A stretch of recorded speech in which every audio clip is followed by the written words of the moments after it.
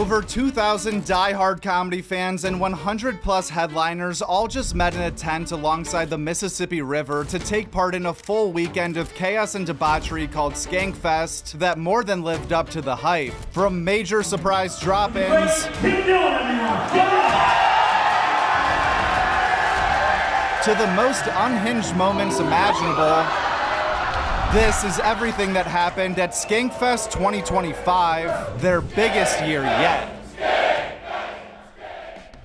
Outside of the Thursday night kickoff party that featured a quick episode of Story Wars before the welcome concert, every SkankFest starts off with one of the largest spectacles of the whole weekend, appropriately named the Skank Walk, a stunt that features thousands of comics and fans alike all taking over the streets of New Orleans while marching straight to the venue doors, complete with a brass band and police escort.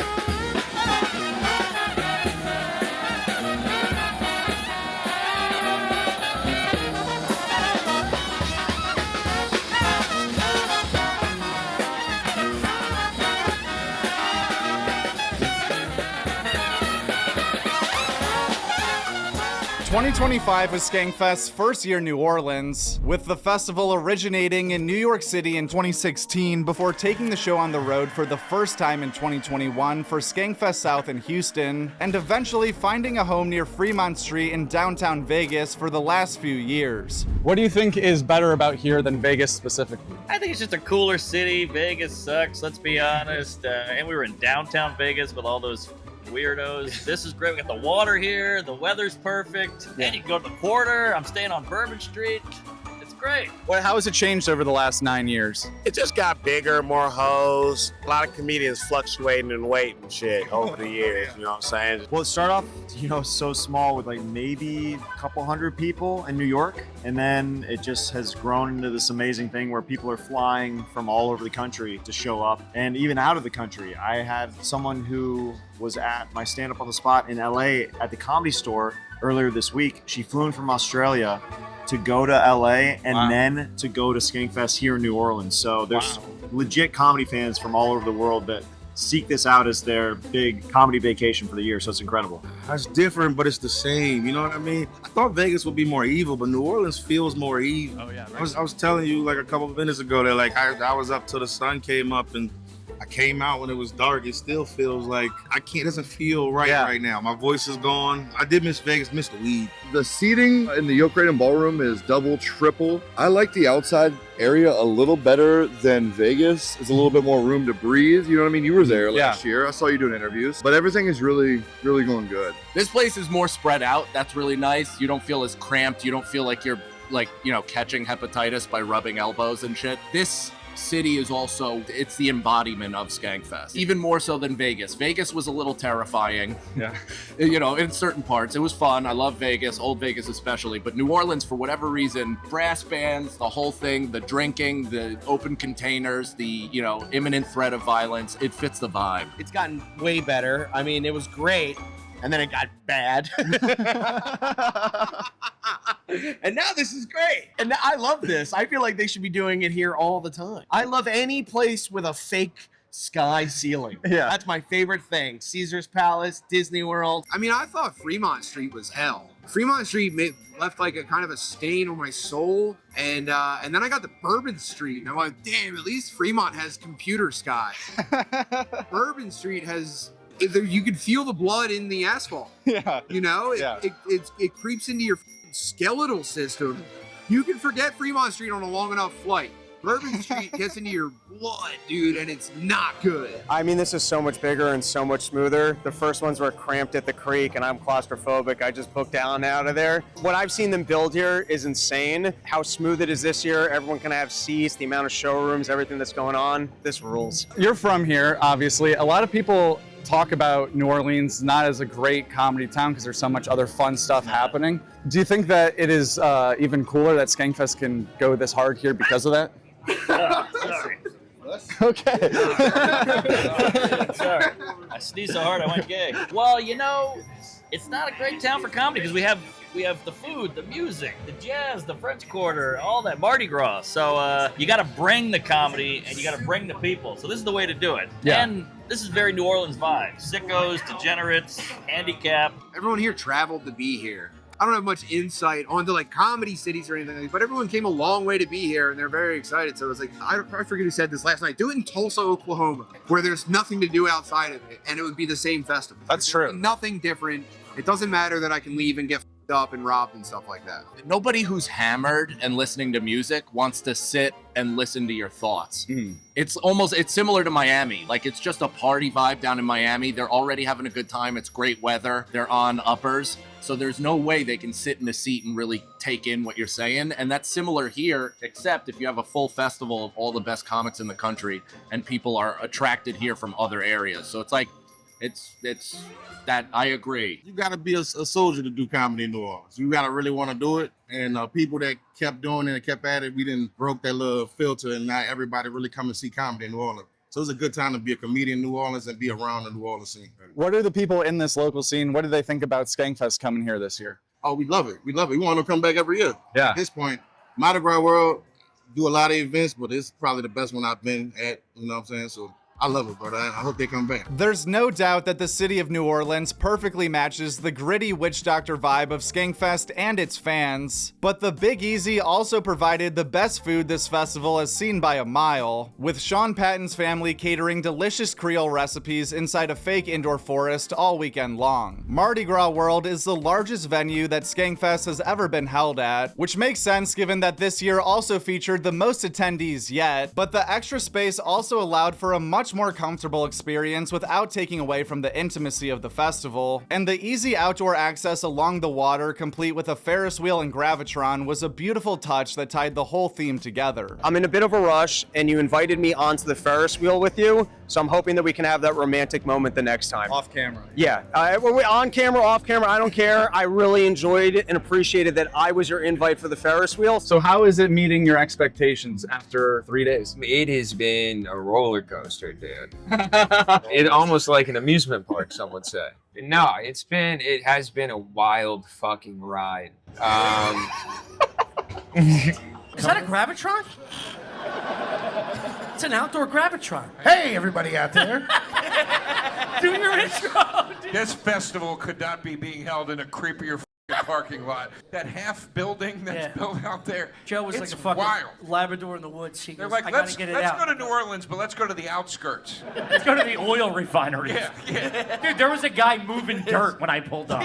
Like in a truck. They were like, you gotta go. I was like, what the fuck is that? Yeah. You ever been to New Orleans? You mean Bourbon Street? No, the coast. Ah, yes, the beautiful coast. What the fuck is going on out here? Nuclear plants this way, comedy festivals over here. Are you picking up gravel? You here for SkankFest? That's what a cop said earlier to me. Joke World, we got a scoop for you. Joke World, breaking news. Harlan Williams bodied. Yeah.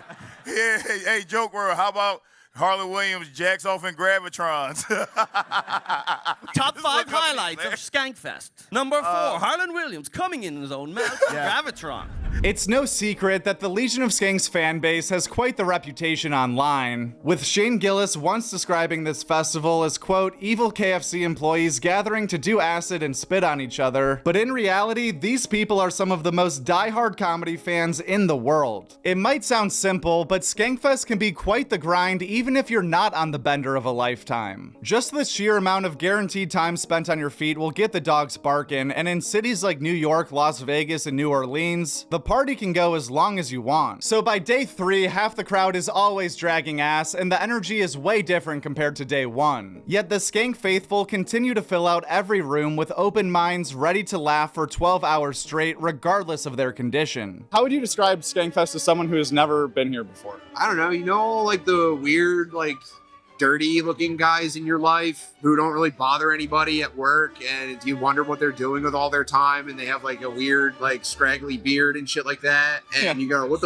what's apartment life look like for that guy? And it turns out they're just listening to podcasts all the time over speakers, not even headphones, and then those guys all have one place to go, and they have a really good time together actually, and maybe try it out.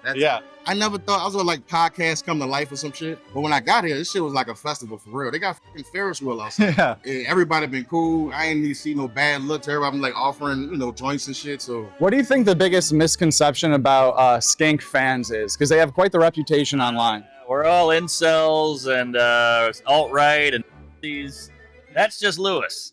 No, it's all love out here. You can feel it. It's just nerds and queefs and one hot lady. I didn't know what it was going to look like, so I was kind of trying to, yoga brain destroy my expectations. But then once you get here and you see that it's like literally a complex for people to just hang out and, have fun and watch stand-up. I mean, to be nervous here feels like so silly. So I had a lot of nervousness that as soon as I saw the rooms just immediately evaporated out of my body. Well, tell us a little bit about your sweatshirt. What's going on there? Sweatshirt last year on the last day of the festival, Jamar Neighbors gave me a muscle suit of his, and I had all the staff, crew, everyone sign it. So this year I decided had a custom sweatshirt made for the festival for everyone to start signing again later. They're crazy.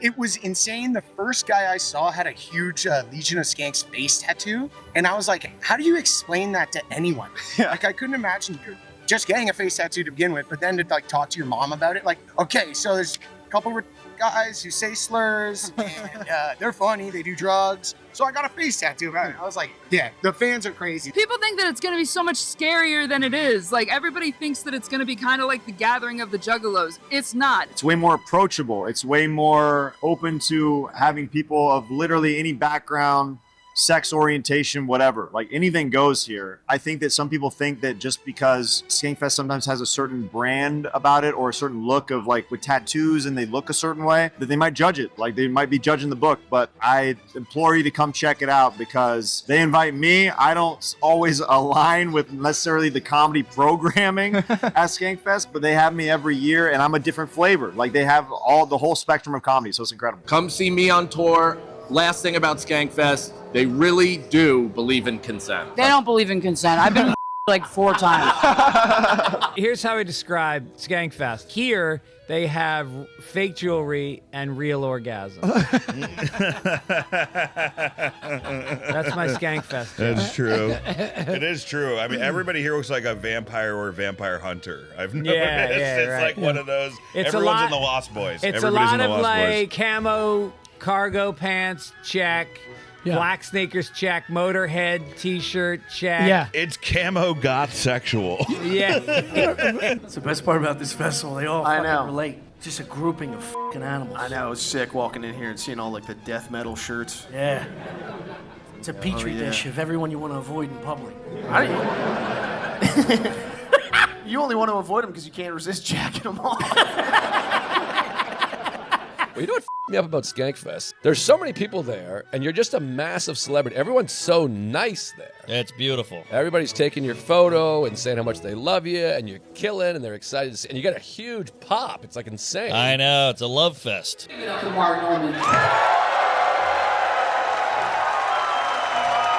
So you kind of feel like all of the comedy fans are here, and they love me, Jerry. They really love me, and you can feel it, but you realize only 0.0001% of the fans are there, and there's still thousands of people that are like, this looks like the dumbest thing. What a hack. Look at this piece of shit wearing a hat. I hope you die. And you're like, I know. I thought I had won everybody over. I just won over the 2,000 people that are there. But they're there, and you're there, and that's all that matters. They're there. That's why it's a beautiful thing. It's an island. Somebody posted a great Insta story because Lewis and I did a big Dirty Dancing thing where I was running down the aisle. I was there. It was goofy. And then somebody posted, imagine hating SkankFest and this is what we're doing. And it's like, it's just us, like, I'm running and jumping in his arms and we're both in costumes. Do you have a favorite fan interaction? No, they're all great here, man. It's like, you feel good for a whole weekend. People are like, for shit, chanting my dick size at me and shit. Everybody's really cool, too. It's like nobody's like coming up and attacking you or anything like that, which is like, this is a dangerous game. You know what I mean?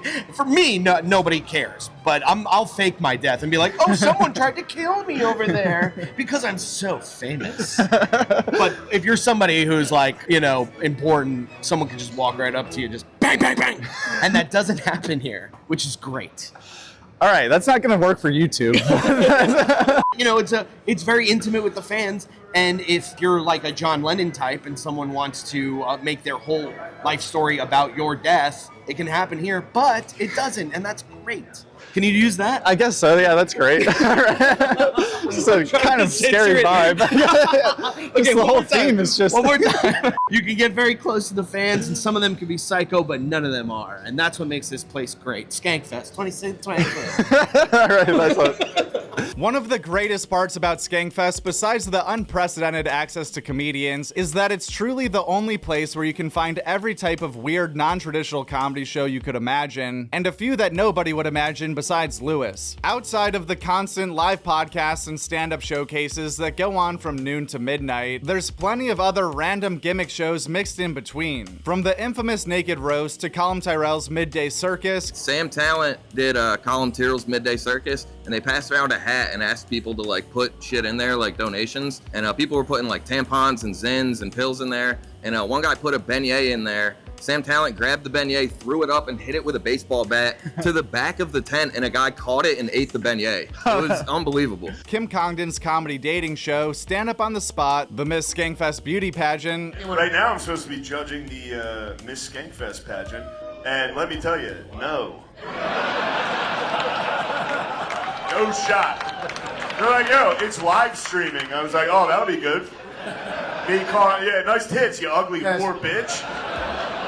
And tons of borderline insane combat events happening in the ring around the clock, like stun gun jiu-jitsu, a 20-man Royal Rumble, the ass-slapping contest, and 2025's main event, Uncle Laser vs. Jason Ellis. I'm about to fight 20 guys in an hour, so oh, hell yeah. I didn't do that last SkankFest, but I've gotten roped into that now, so that'll be a good time. Did you know that was happening ahead of time? Have you been training for this, or you just showed up and you're fighting 20 dudes? No, I got here and yesterday Lewis pushed me into a corner and asked me to fight 20 guys at 3 o'clock today. It's the hottest day of the festival. We've all been drinking and doing drugs for 2 days in a row now. I'm violently hungover and I don't want to fight one guy, let alone 20, but I'm about to do it. So. Drew Montana did the comedian battle royale at the end of SkankFest today.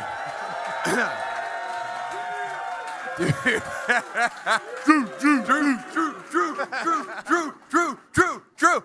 He was one of the first 2 guys to start the battle royale, Drew and Paco, dude. He was the last dude in the ring, man. Yeah. Here's what's funny. The last 3 people were Jamar Neighbors, Drew, and Term K from Palmer Squares. So it's like, yeah, obviously there's an air of like, let's go, white guys, you know?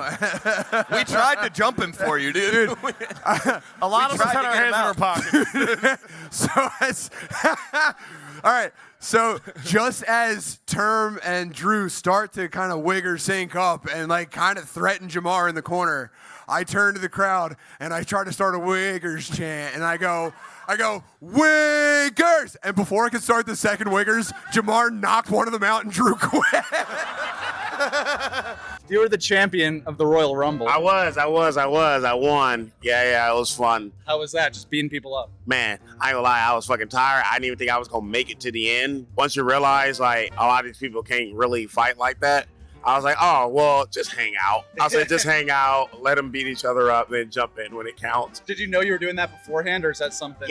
Yeah, I did, man, and I kind of feel like I owed it to Louie and them because I had backed out of their carnival combat thing because I f***ed my hand up. And they was like, no, man, you're just scared. And I was like, I swear to God, I'm not scared of any of you people. I was like, I really f***ed my hand. I was coming from the mothership. I be riding them Lime scooters. Oh, yeah. And I was drunk as like a couple weeks before the fight.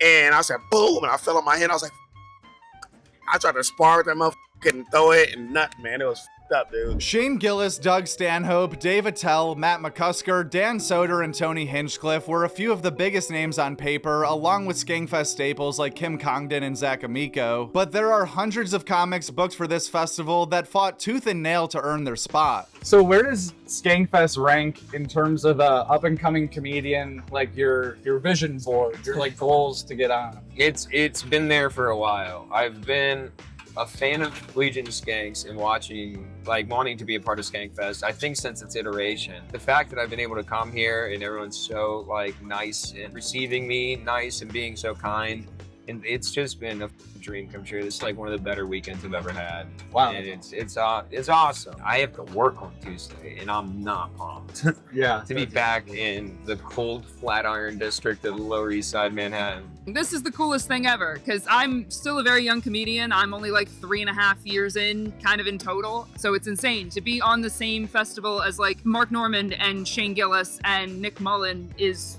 crazy. And we're all in, like, there's no hierarchy of like green rooms. Like, we're not in separate places. Everybody's all together, and that's just insane. It was always just for laughs. And then with the troubles they've had, especially being from Canada, it's always just for laughs. So this really did fill a void.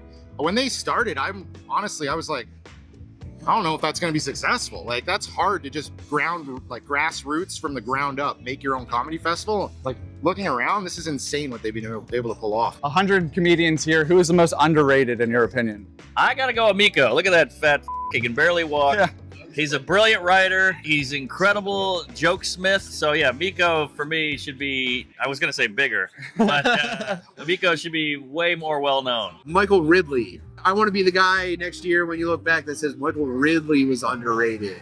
Maybe we'll see if he hits. If not, then forget I said it. But that's The most underrated comedian, I mean, my podcast co-host, one of the greats, Andy Haynes.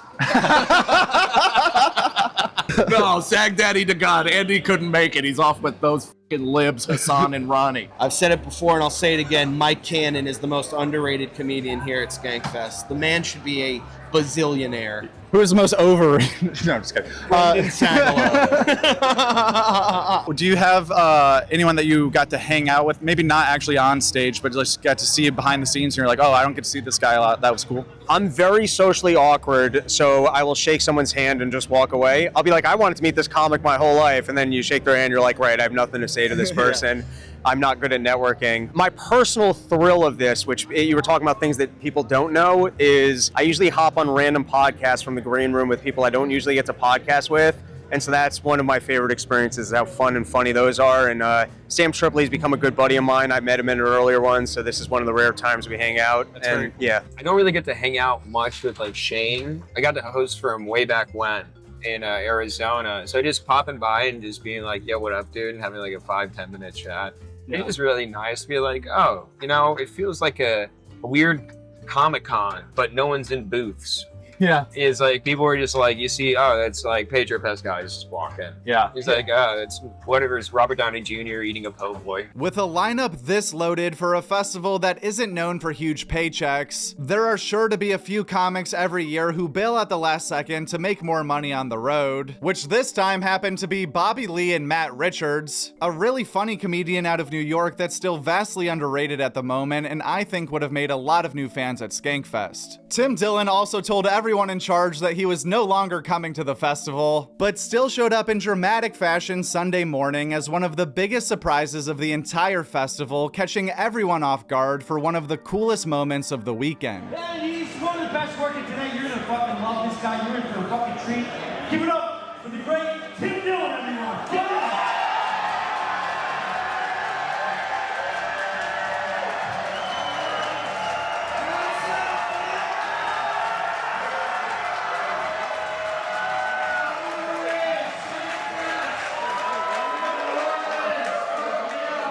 Tim, did you know you were coming? Did you know you were coming the whole time when you told me you weren't coming? The whole time. No, you son of a bitch. The whole time. Oh, Tim you and canceled. Lewis. We had to give out.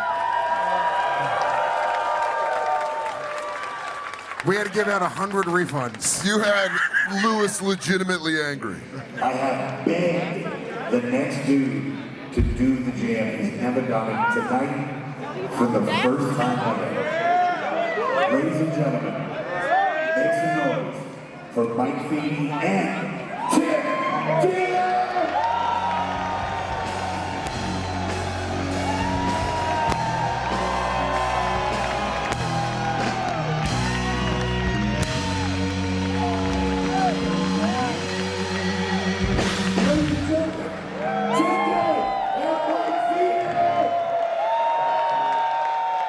Most of the recent SkankFests seem to be defined after the fact by one wild signature moment from the weekend, but this year it felt like every night had its own highly discussed event, with Friday's naked roast battle lasting nearly 4 hours and ending with 50 people lined up to staple dollar bills on a blacked out Zach Amico, Shane Gillis making his long-awaited return to the goddamn Comedy Jam on Saturday,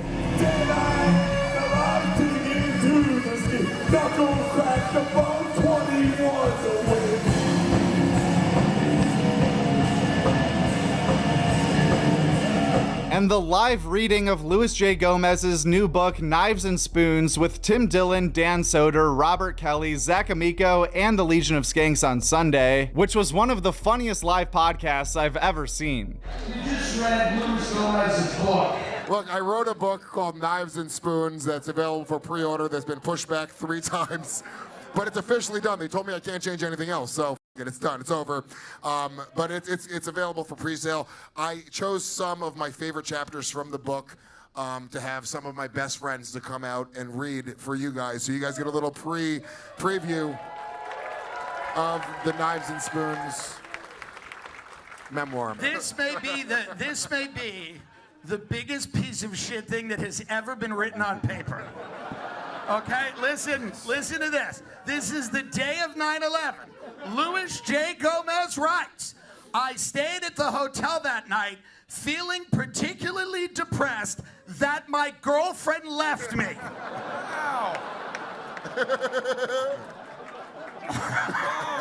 I raided her mini fridge and ate all of her ramen noodles. The next morning, I woke up, strapped on my rollerblades, and decided I had to make it back up to Rockland County. I had a cell phone, but all of the phone lines were down, so I had no way of communicating with my aunt or my sister. I rollerbladed from the Chelsea Hotel on 23rd and 7th up the West Side Highway to the George Washington Bridge. That's roughly 150 blocks. The city, by the way, at this point is on fire. People are... That's so funny. People are screaming at rubble, trying to pull their friends out of the rubble, screaming. Okay? He's eating ramen noodles and rollerblading like a down the West Side Highway in goth makeup. Okay? This is so much more offensive than the Riyadh Comedy Festival. What do you think is the craziest thing you've seen out of your 10 years ago in a SkankFest? Well, Zach Amico stapling his balls is crazy, but also the fact that he's still alive. Boy, oh boy, Ari with the shit in the ass, obviously. Ari drank a cup of piss once, I remember. He's not even here this year, which is a real treat. I've seen a lot of when you think you're not looking, you're picking your nose. And some of those just go straight, like, end to end, dude. Straight nose to mouth. And I'm like, dude, why are we doing this? Yeah. Like the ass slap contest, the one chick's ass was bleeding. Like, I didn't know that could happen. I've never seen just a cheek bleed like that. Yeah. Would you say the bloody cheek is the most shocking thing you've seen so far? No, the 8-inch soft, I would say, is probably the most shocking. Definitely made me think about my life, who I am.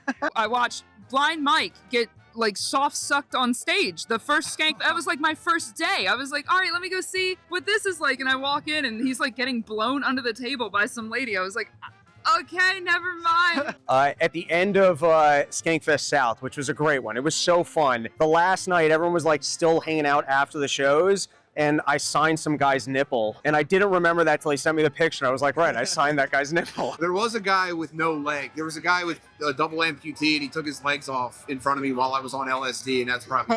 Now I'm racking my brain, that's probably the thing that sticks out the most. Yeah, would be hard to forget. But regardless of all the mayhem that occurs during the first 71 hours, nothing comes close to Sunday night's Comedy Jam. Every year, the final jam serves as an unofficial send-off to the festival, with Josh Adam Meyers capping off the weekend alongside the entire roster of comedians coming together on stage as the audience empties their tanks one last time, leaving it all on the field for the final hour of a weekend they'll either never forget or won't remember. This was the best one.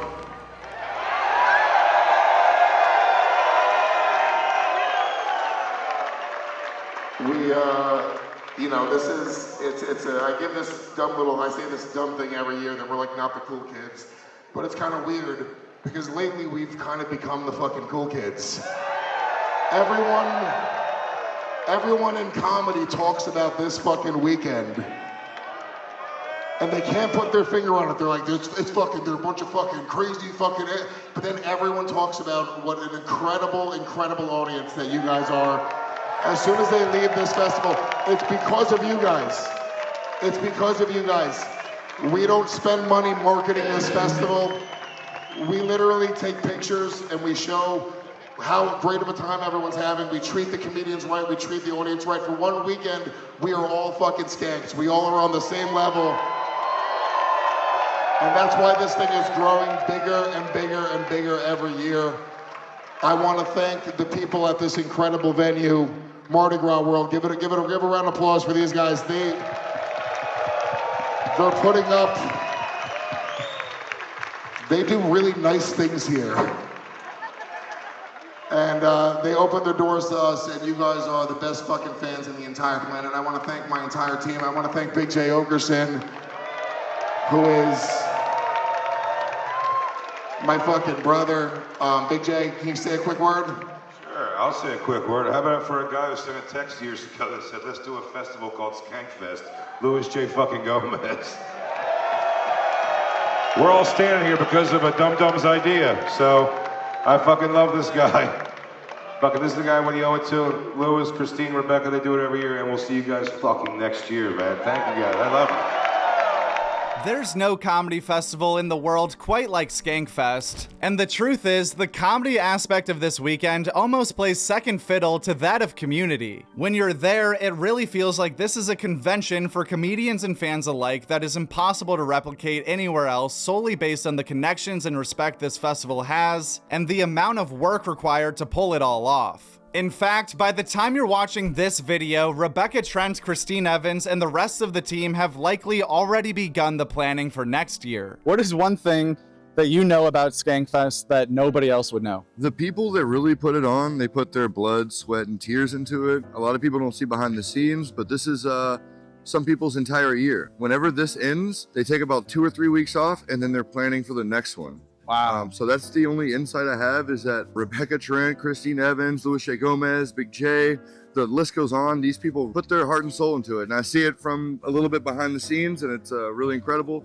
I love to see it come to fruition. So far, there's no official word on where SkankFest will be in 2026, but there's no doubt the 10-year anniversary will top this year's record-breaking attendance no matter what city it's in, unless it's the cruise. It would cost more than the Riyadh Comedy Festival to get me on the SkankFest cruise. Oh my God. Every year we go, all right, we'll do it. We'll figure out what we're going to do next year. I don't see how we don't come back to New Orleans next year. I don't see it. I don't see it. Let me tell you something.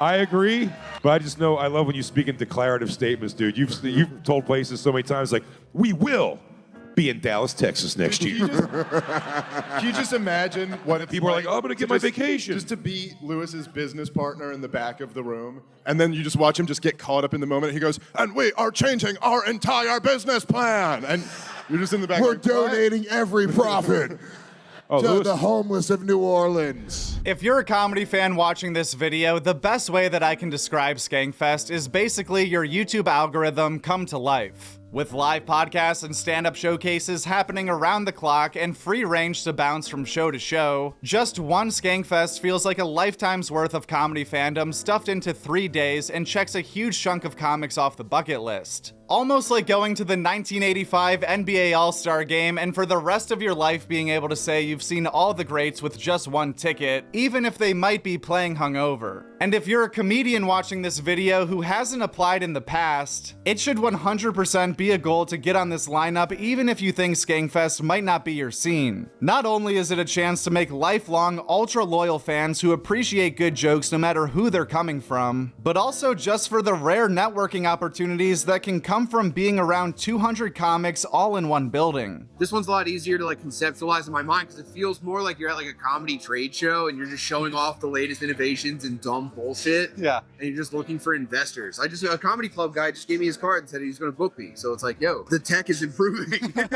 There is truly no better weekend of comedy in the world compared to SkankFest, and it feels safe to say this was the best one yet. All right, guys, serious question. What do you think? Do you like New Orleans? We really put our dicks in it this time. We love this fucking city and we love you and we can't fucking wait to do this again next year.